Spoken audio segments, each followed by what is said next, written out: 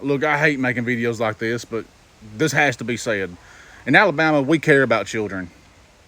Right here in the heart of Dixie, we protect our kids from the far left agenda. We good Christian folk here, and we don't take kindly to perverts trying to indoctrinate, groom, and harm our youth.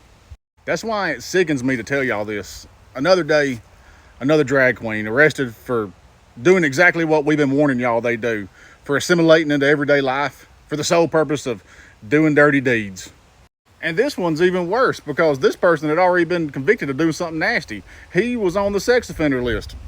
And somehow he was still able to convince people he was a good person, so they didn't do a background check and he didn't mandatory report his offender status.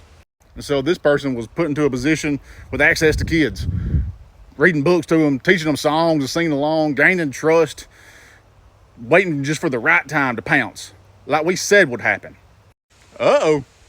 Did I say drag queen? My bad. I meant youth pastor. This is John McCall, who is 51 years old and was the former youth worship pastor at Grace River Community Church in Decatur, Alabama.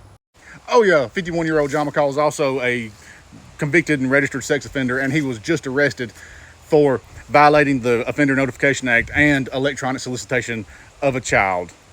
After he was arrested, concerned parents asked church leaders rightfully that, hey, so obviously he didn't inform you that he was on the sex offender list. Did y'all not do a background check? And church leader said, well, no, because he told us that he worked for 10 years at the Ark Encounter in Kentucky, where he sang daily with a Christian music group. So obviously he couldn't be a pervert. I mean, I guess church leaders were just too worried about bigger issues like men in dresses reading books to kids, not realizing that the call is always coming from inside the house.